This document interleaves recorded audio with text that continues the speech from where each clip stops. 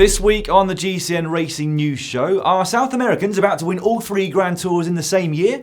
We're going to take a look back at the opening 2 stages of La Vuelta a España, which were full of thrills and spills. We've also got the Cyclassics Hamburg, the Ladies Tour of Norway, the Colorado Classic, Tour of Denmark, Tour de l'Avenir, and the Rad Race Fixed42. Now, it's been a week full of very exciting, high-level professional racing, but despite all the action, I want to start the Racing News Show this week with a tribute to the career of the German Marcel Kittel. As most of you will know, Kittel decided to leave his team, Katusha Alpecin, and take a break from the sport back in May. There was lots of speculation as to which team would host his return, but last week Kittel quashed all of that speculation by announcing his retirement from the sport. He cited a lack of motivation to punish himself physically and mentally to be at the top of what is a hard old sport. It was a brave and a courageous decision when an easier one probably would have been to continue getting a big paycheck for the next couple of years, even if his head wasn't quite in it. I have got a lot of respect for Marcel Kittel's decision. He's only 31 years old, but what a career he had. 93 victories in total, including 14 stages of the Tour, 4 at the Giro d'Italia and 1 at the Vuelta. He also won the Scheldeprijs 5 times between 2012 and 2017. It wasn't just his results, though, that made him popular. Kittel also looked pretty darn good on and off the bike, and above all that, he always spoke eloquently to media and journalists on whatever subject they wanted to talk about. He was basically a great ambassador for cycling, and there is no doubt that the sport is going to miss him greatly. As you would expect, there were tributes paid left, right and centre by fellow pro cyclists, amongst them rival German sprinter Andre Greipel, who tweeted this, thanking him for everything he's done for German cycling and for young talents. And there was also a tribute from John Degenkolb, who had this to say to Eurosport at the start of stage 2 of La Vuelta. He was one of the first guys I remember to beat me in the sprint when we were really young still, like 13 or 15, and it was a nice relationship. Until now we have still a good contact and we are still good friends, and I'm really proud on that what we achieved together, but also like in cycling, but also beside that we are good friends. And Marcel, I wish you all the best. I know we will stay in touch and see us soon. Like John, we would also like to wish Marcel all the best for his future away from competing, and also thank him for everything he's done for our sport. Cheers, Marcel. I will raise a drink to you later on. Now, on to the third and final Grand Tour of the year, La Vuelta a España. Just 2 days in, we've got to ask the question, are South Americans about to win all 3 Grand Tours and also dominate the sport for the next decade? Well, the former is a distinct possibility, and the latter is almost an inevitability, at least in the Grand Tours and in the high mountains. One rider who didn't even make it onto the start line, though, was one of the pre-race favourites and winner of this year's Giro d'Italia, Richard Carapaz. He crashed whilst competing in a post-tour criterium in the Netherlands just over a week ago, and although he didn't fracture anything, his injuries were severe enough to stop him from competing at the Vuelta.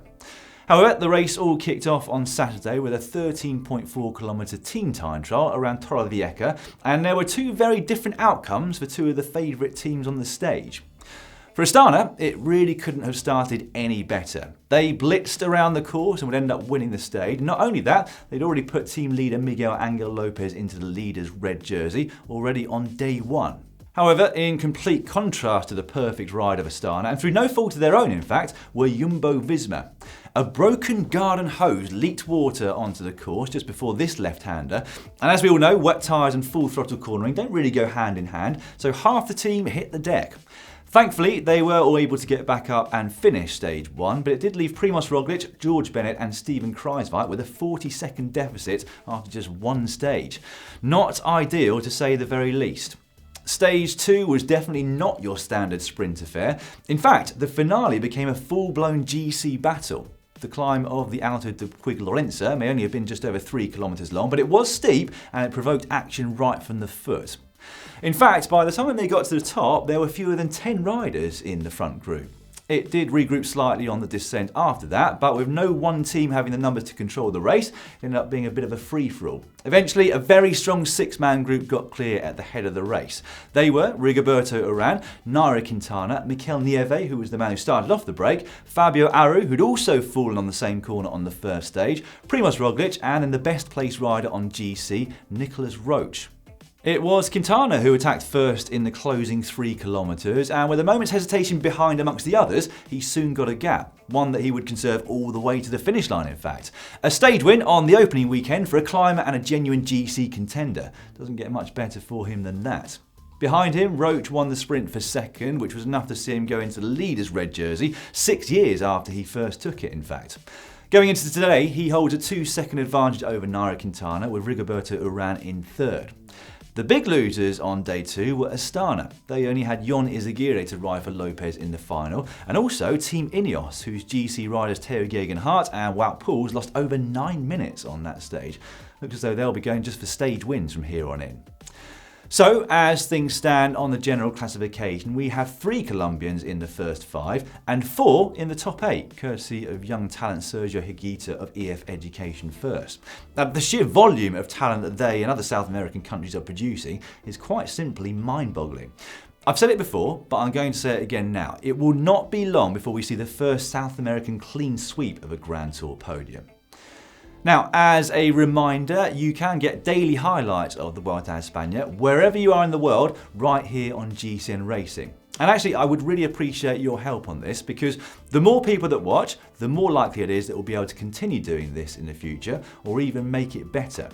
So, if you have got any friends that are into bike racing, please share the channel with them, get them to subscribe and hit the bell icon so that they're informed whenever a race is uploaded or going live.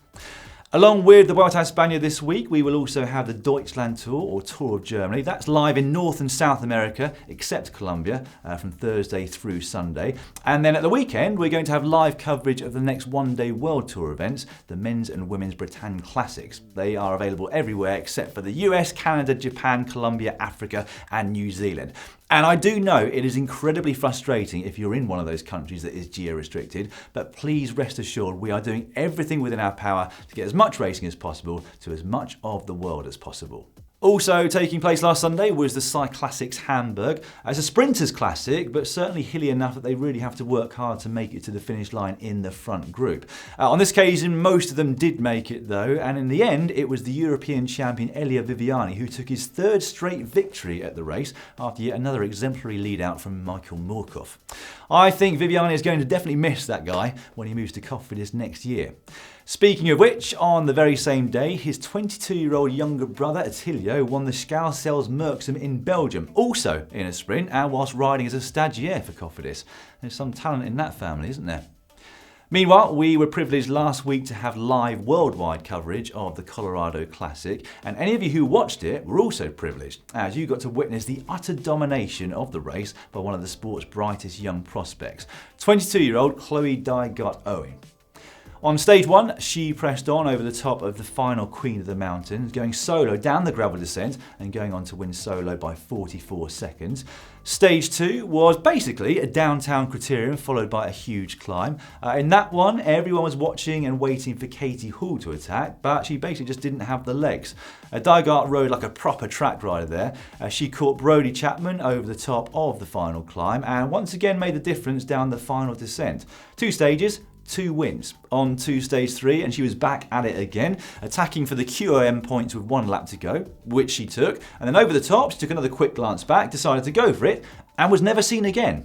By this point, she'd won all 3 stages of the race. She was, of course, leading the overall classification. She was also leading the points, the young rider classification, and the Queen of the Mountains. A little bit greedy, really, but she hadn't even finished. She then went on to win the 4th and final stage in Denver, breaking clear with Janelle Cole, dropping her and coming to the line 11 seconds clear and 50 seconds ahead of the bunch behind. Now, admittedly, this was not the strongest field ever assembled for a race, but dominance like that doesn't happen often at any level of this sport. Dygert-Owen already has 5 World Championship gold medals to her name on the track and will likely be heading to Yorkshire soon to compete at the World Time Trial Championships for the USA. And who would bet against her, causing quite a big upset over there. Almost as dominant at the Ladies Tour of Norway was Marianne Vos. She was not only looking back to her best, but possibly even better than ever. Stage 1 was run off under biblical rain. It did come down to a bunch sprint, and that one was won by 2019 sensation in the sprints, Lorena Wiebes. Vives then crashed on the finishing circuit on stage 2, relinquishing the race lead. Up front, Voss attacked the climb, got caught, but then went again on the final time up it with about 5 kilometres to go. She basically looked nailed on for the victory until Lisa Klein got on the front to work for Alice Barnes. It looked like Voss was going to get caught, but she just about managed to hold on for the win, with Barnes having to settle for second place and Bastianelli in third. Stage 3 was the only hilltop finish of the race into the Fredrikstad Fortress in Halden. Once again, Marianne Voss was on the attack the first time up the climb, and the only person who could go with her was Corinne Rivera of Team Sunweb. Onto the final climb, Rivera was understandably letting Voss do all the work on the front, but with Kasia Niewiadoma chasing hard behind, she panicked a little bit and went to the front. Having maintained the gap, she swung over to try and manoeuvre Voss onto the front, but just as she did that, Voss went hell for leather and Rivera simply didn't have the power to answer that speed. And so, on to the fourth and final stage of the race, and guess what? Voss was at it yet again. The stage started on the border between Sweden and Norway. Canyon Stram at the end had a great lead out for Barnes, but nobody could come near Voss, who then took 3 stage wins in a row. One of them solo, one on a climb, and the final one in a bunch sprint. That makes 13 wins for Voss so far in 2019 and 402 career victories across all the disciplines in which she's competed. Hard to see who's going to get close to her at the World Championships road race in Yorkshire, really, isn't it? We are now going to move over to the Tour of Denmark. There on stage 1, Tish Benoit took his second ever career pro victory, which is a really nice way to finish his time with the Lotto Soudal squad. The final stage was won by Tim Merlier, the Belgian national road champion, who proved once again that his pedigree extends far beyond the world of cyclocross. The general classification, though, was dominated by Danish riders, and top of them all was 22-year-old Nicholas Larsen of Colo Quick, who didn't win a stage but never finished outside the top 20. The Tour de l'Avenir also concluded on Sunday, and as I mentioned last week, succeed here and you can almost guarantee you're going to go on to future greatness in cycling. That name this year is Tobias Foss, who became the first ever Norwegian to win the race overall. He adds his name to a rather illustrious list of previous winners, as you can see here from this tweet by Amati Puraili. Like Larsen in Denmark, Foss didn't win a stage, but he also only finished twice outside the top 10 over the course of the 10 stages. He is going to be riding for Jumbo-Visma over the next 2 seasons, further strengthening their climbing prowess. The Colombians didn't have quite the influence on GC that we were expecting. Their best place was Johan Garcia in 9th, but they did take a stage win with Harold Tejeda on day 7. Tom Pidcock of Great Britain had been looking good throughout the race, including that particular day, but a nasty crash saw him have to withdraw with some particularly nasty looking facial scars and a couple of lost teeth. He is still hoping to line up on home roads for the upcoming World Championships though. Another notable performance came from Mauri van Sevenant, who went into the overall lead after that particular stage. His dad Wim was a professional rider himself and was a multiple-time winner of the Lanterne Rouge as the last place rider at the Tour de France. However, it seems Mauri is a little bit better at climbing than his dad was. Next up, it's the latest Rad Race event, which took place in Hamburg on Sunday. This one is called the Fixed42, and as the name suggests, it's a 42-kilometre fixed gear race held on closed roads, which is known as the unofficial Fixed Gear World Championships. Now, the speeds in this thing really are quite incredible, and the racing, too close for comfort if you ask me, considering they've got no brakes on that bike.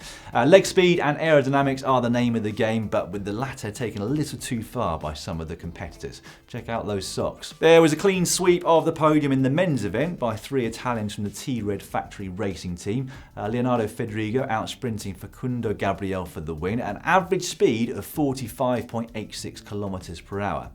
In the women's, it was Margot Vigie of Team Look Criterium who came home over a minute clear of Francesca Selva. On to some transfer news now, and we're going to start with Ben Tulit, who has just signed his first pro deal for Corendon Circus, with whom he'll be able to compete both on the road but also in cyclocross, a discipline in which he has won back-to-back World Junior Championship titles. He is still only 17 years of age, so he'll be one of, if not the youngest pro rider come 2020. He's going to begin racing cyclocross with them in September as a first-year under-23. John Degenkolb was long rumoured to be leaving Trek Segafredo at the end of this season, but it has been recently revealed that his new home will be Lotto Soudal. As in fact will it be for Philippe Gilbert, news that came out just too late for last week's Racing News show. His contract with them is for 3 years, which is almost unheard of for a 37-year-old. Meanwhile, Bora Hansgrohe have signed up young German talent Leonard Kamner from Team Sunweb. He was particularly impressive throughout the Tour de France. There have also been a couple of notable contract extensions though. First up, the young talent that is Remco Evenepoel will remain at De Koning Quickstep until at least the end of 2023, whilst Jakob Fuglsang has extended his contract with Astana by 2 years. In other racing news, Team Wiggins-LeCoultre, who have helped a number of riders up to the top level of the pro ranks over the last 5 years, are set to disband at the end of this season. They basically said that the operation had come to its natural conclusion. And finally, in Italy, Alessandro Petacchi has been handed a 2-year ban by the UCI after they received evidence against him from the people conducting the Operation Anderlas. He will have his results from 2012 and 2013 stripped. And that is how you finish a show with both a positive and a negative. Right, that is all for now. Don't forget to help us spread the word about this new GCN Racing channel to help us get more and more racing coverage to you. I will be back next week with the rest of the first week of the Vuelta a España, also the Deutschland Tour and the Bretagne Classics. In the meantime, if you're yet to catch highlights of the Vuelta a España, you can find our playlist for that particular race just down here.